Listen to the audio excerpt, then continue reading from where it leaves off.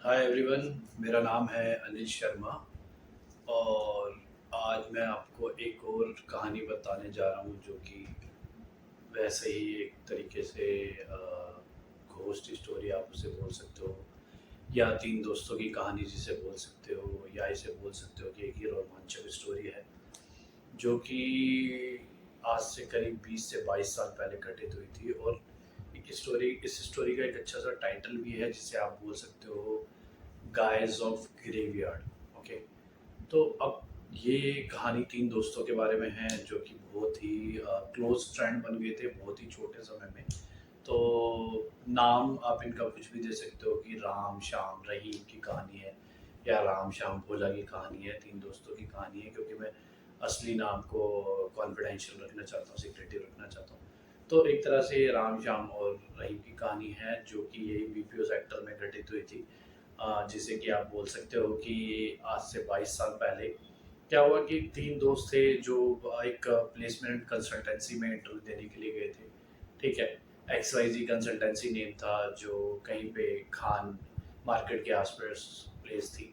तो एक international BPO के लिए एमएनसी के लिए वो इंटरव्यू देने के लिए गए थे।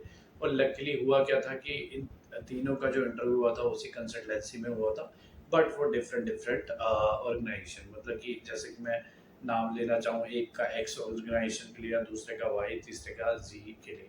तो लाइक अगर कोई ऐसी नाम अगर आप लेना चाहो तो एक का जेनपैक के लिए हुआ, एक का इन्फोसिस के लिए और एक का कॉन्सेंट्रिक्स के लिए हुआ। ठीक है, तो तीनों की ज्वाइनिंग हो गई और तीनों की ज्वाइनिंग में क्या होता है कि उस समय कुछ ऐसा कल्चर होता था कि वॉइस ट्रेनिंग वगैरह जो होती थी वो क्लब ट्रेनिंग होती थी, क्योंकि कुछ कंपनियां मिलके कुछ क्लब ट्रेनिंग्स करवा देती थी एक ही जगह पे, एक ही प्लेसमेंट में वॉइस ट्रेनिंग वगैरह करवा देती थी। और उन दिनों ये वॉइस ट्रेनिंग जो थी ये मैंडेटरी थी, आज की तरह नहीं कि खाली प्रोडक्ट ट्रेनिंग होती है, voice training is not required. Action training and voice training was mandatory on that particular time, आज से 20 से 22 साल पहले। ओके, तो अब इन तीनों दोस्तों की राम रहीम और शाम की ट्रेनिंग इकट्ठे होती है। तो तीनों बहुत ही छोटे टाइम में, मतलब 45 टू 60 डेज की ट्रेनिंग थी, तो उसमें काफ़ी क्लोज फ्रेंड बन जाते हैं।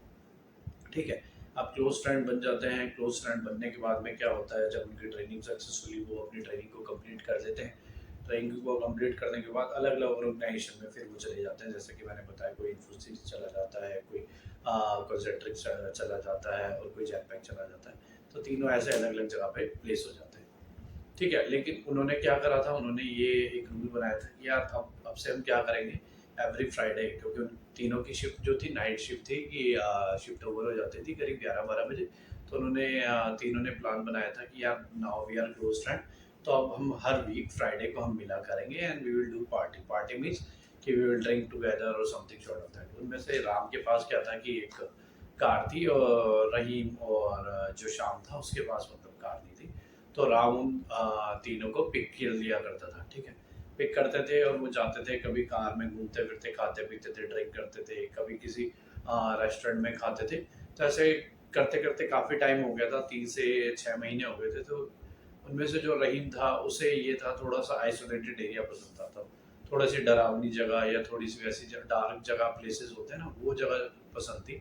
तो वो हमेशा फोर्स करता था कि यार हम एक काम करा करेंगे, हम अपनी बूझ जो है वो बाय कर लिया करेंगे, अपनी अल्कोहल बाय कर लिया करेंगे और उस फलानी नई जगह पे जाके जहाँ पे कोई नहीं आता, जैसे कि रात को 12-1 बजे पार्क में कोई नहीं आता, उस जगह पे जाके पिएंगे।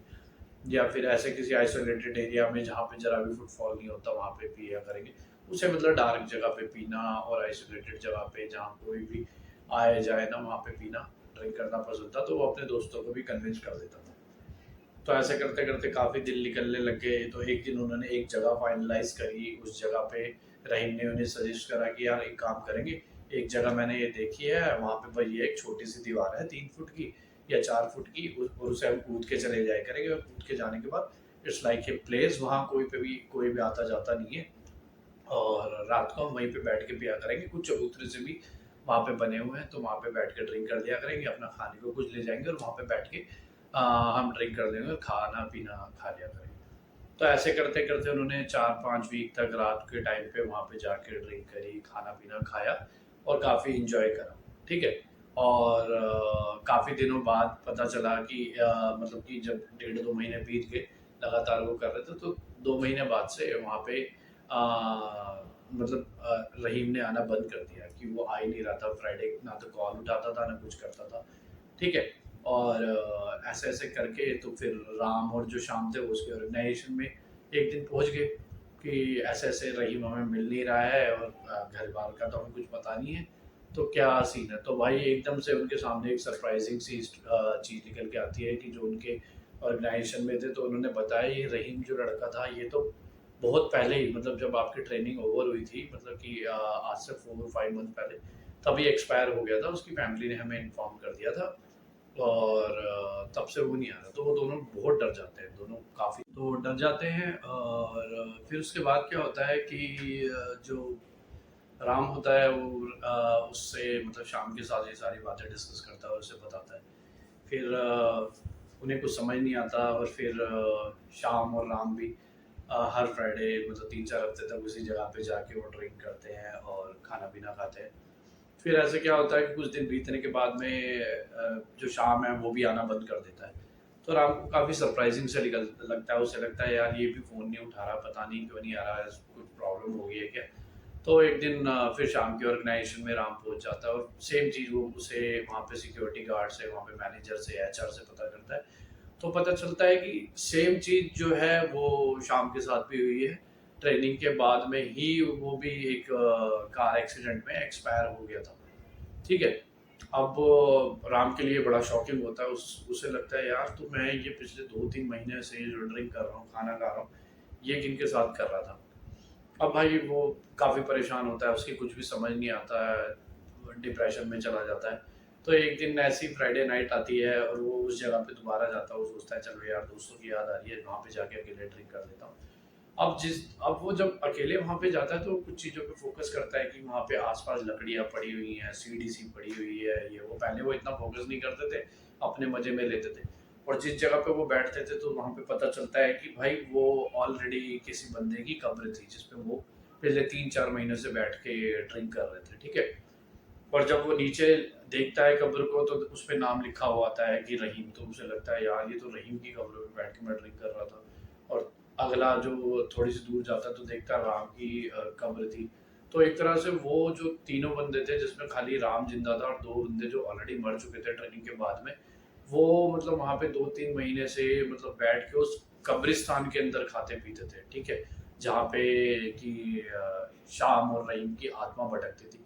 तो ये सोच के राम को बड़ा दुःख होता है और उसे ये भी लगता है कि यार ये तो हमने इस बात पे कभी ध्यान ही नहीं दिया कि ग्रेवयार्ड के अंदर ही हम एंजॉय करते थे और मेरा कभी ध्यान नहीं गया, ना इन दोनों ने कभी ध्यान करवाया इस चीज़ का कि हाँ भाई ग्रेवयार्ड में हम ड्रिंक कर रहे हैं और खाना खा रहे हैं। तो उसके लिए बड़ा शॉकिंग था और वो एकदम से बहुत डरा हुआ होता है। तभी उसी समय राम और रहीम की मतलब जो स्पिरिट होती है उसके सामने आ जाती है और वो बताती है कि हम ही तेरे को यहाँ पे लेके आते थे। हम चाहते थे कि किसी तरह तेरे को पता चल जाए, लेकिन हम तेरे को डराना नहीं चाहते थे, इसलिए हम तेरे साथ मिलके भी एंजॉय करते थे। अब जैसा कि तुझे पता चल गया है कि हमारी जो डेथ है रोड एक्सीडेंट वगैरह में हो चुकी है, तो हम बस यही चाहते हैं कि हम हमेशा कहीं न कहीं जो हमारा दोस्त है वो परेशान ना, जो हमने अच्छे टाइम गुज़ारे हैं वो हम आगे भी गुज़ार सकें, हमारी आत्मा को तृप्ति मिले। और इस तरह से जो राम को इस चीज़ के बारे में पता चलता है कि जो 3-4 महीने मेरे जो मैंने गुज़ारे फ्राइडे खा पी के ड्रिंक करके, वो मैंने एक तरह से उनके स्पिरिट के साथ गुज़ारे। और क्यों गुज़ारे? क्योंकि जो उनकी स्पिरिट थी, जो आत्माएँ थी, वो भी मेरे से मिलना चाहती थी और मेरे से एन्जॉय करना चाहती थी। तो ये एक रियल स्टोरी ही है। That's why I did not take any name because it happened. And Ram भी जो कैरेक्टर मैंने बताया, वो उसी के द्वारा है। और ये ऑफ़िसेज़ में काफ़ी हद तक ये बात हो चुकी थी क्योंकि इनके कुछ रिजल्ट या टेस्टिमनी भी थे जो राम ने शो करे थे कुछ महीनों बाद।